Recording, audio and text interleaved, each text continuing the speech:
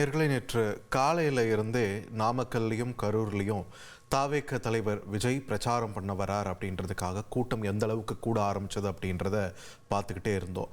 குறிப்பாக பிற்பகலுக்கு மேலே தான் கரூருக்கு செல்ல இருக்கிறார் அப்படின்னாலுமே கூட காலை முதலே கரூர்லேயும் ஒரு மிக பெரும் கூட்டமானது கூட தொடங்கியது. நேரம் போக போக கூட்டம் எந்த அளவுக்கு அதிகரித்தது அப்படின்னும் பார்த்தோம்.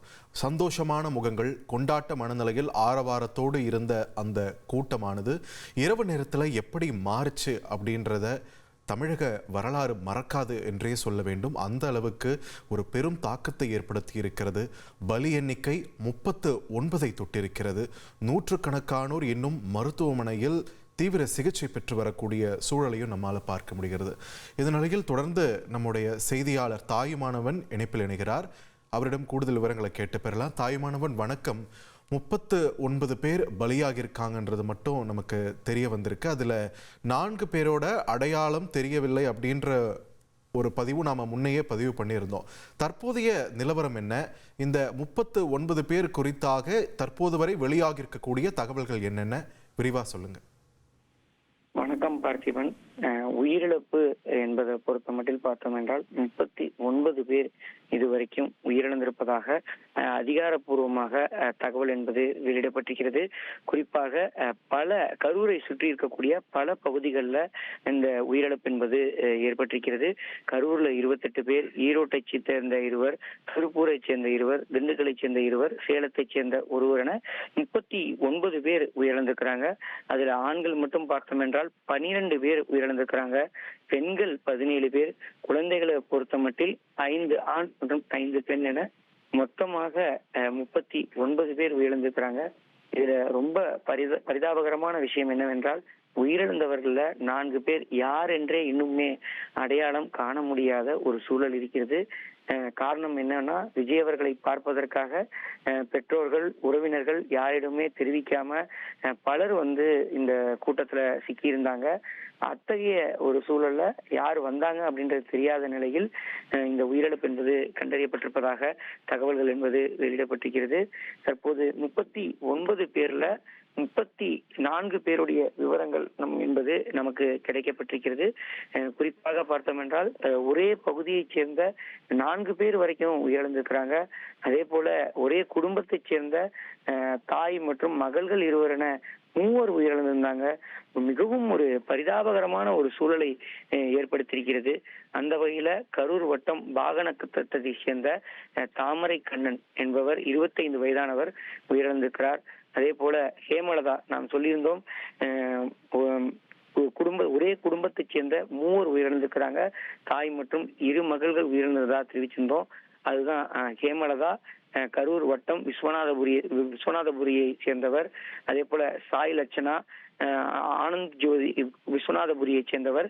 சாய் ஜீவா விஸ்வநாதபுரியை சேர்ந்தவர், கரூர் பகுதியை சேர்ந்தவர். இவங்க 3 பேருமே ஒரே குடும்பத்தை சேர்ந்தவங்க.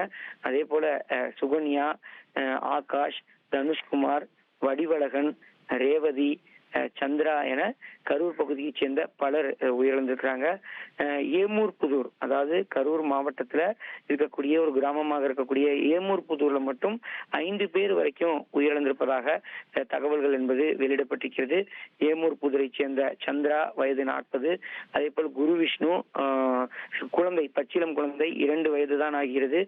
ரமேஷ், 32 வயதான ரமேஷ், கோடங்கிப்பட்டி கரூர் வட்டத்தைச் சேர்ந்தவர். சனூஜ், 13 வயதான குழந்தை, தாந்தோரி கிராமத்தை சேர்ந்தவர். அதே போல் ராமகிருஷ்ணன், 32 வயதான நபர்.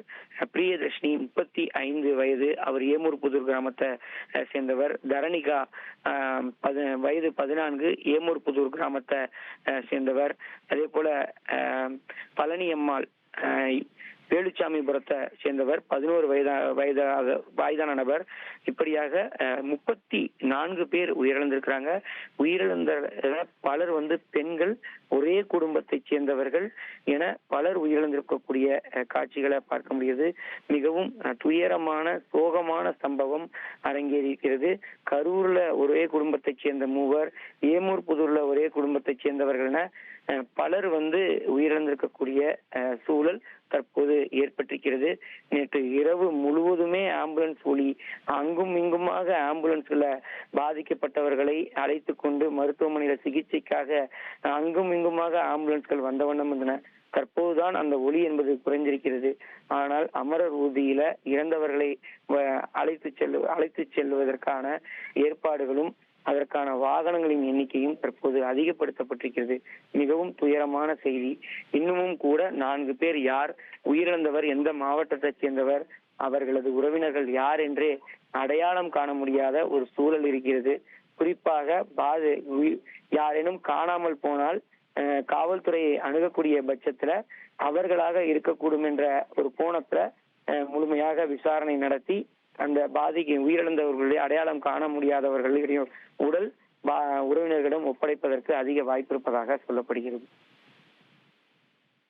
இரவு முழுக்கவே அங்க உயிரிழந்தவர்களுடைய உடலானது மார்ச்சரியில் இருந்திருக்கு. போஸ்ட்மார்ட்டம் பணிகளும் போயிட்டு இருக்கு. இதுவரை எத்தனை உடல்கள் உறவினர்களிடம் ஒப்படைக்கப்பட்டிருக்கிறது? அது பற்றின தகவல்கள்.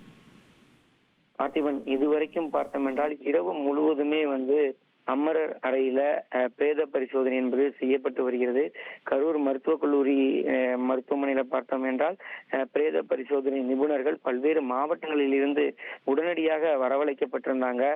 குறிப்பா திருச்சி, பழனி, அதே போல் திருவாரூர், நாகை, தஞ்சாவூர் உள்ளிட்ட பல்வேறு மாவட்டங்களில் இருந்து பிரேத பரிசோதனை நிபுணர்கள் வரவழைக்கப்பட்டிருந்தாங்க.